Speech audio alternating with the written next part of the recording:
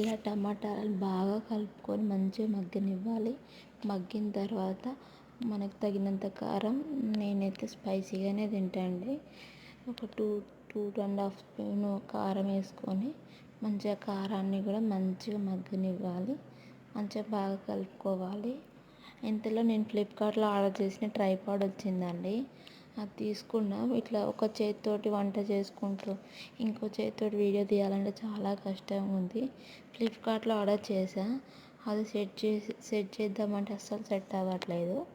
మా వారు వచ్చినాక సెట్ చేద్దామని అలానే ఉంచిన.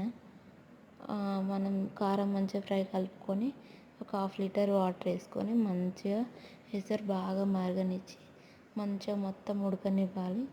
ఇప్పుడు ఉడకనిచ్చిన తర్వాత మనం ఇలా నిలువ కట్ చేసుకున్న ఎగ్స్ కర్రీలో వేసేసుకొని మంచిగా కలుపుకొని ఉడకనివ్వాలి. కారం మసాలాలన్నీ పట్టనివ్వాలి. ఇది మంచిగా ఉడికిన తర్వాత ఒక టేబుల్ స్పూన్ ధనియాల పొడి, half table spoon garam masala వేసుకొని బాగా మంచిగా మగ్గించుకోవాలి.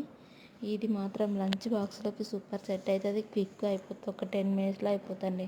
ఎగ్ బాయిలర్లో బాయిల్ చేసుకొని మంచిగా మనం ఈ టమాటాలు ఆనియన్స్ కట్ చేసుకొని ఒక 10 మినిట్స్లో అయిపోతుంది. ఆఫీస్కి వెళ్ళే వాళ్ళకైనా స్కూల్స్లో పిల్లలకి లంచ్ బాక్స్కైనా మంచిగా సెట్ అవుతుంది. టేస్ట్ కూడా సూపర్ ఉంటుంది. గరం మసాలా వద్దనుకుంటే స్కిప్ చేసుకోవచ్చు. ధనియాల పొడి ఒకటైనా వేసుకోవచ్చు. ఎంతో టేస్టీగా ఉంటుంది. క్విక్, చాలా తొందరగా అయిపోతుంది. పిల్లలు కూడా ఇష్టంగా తింటారు ఎగ్ కర్రీని. సో ఒకసారి ఇలా ట్రై చేసి ఎలా వచ్చిందో కామెంట్ చేసి చెప్పండి. Please subscribe, like, share and subscribe.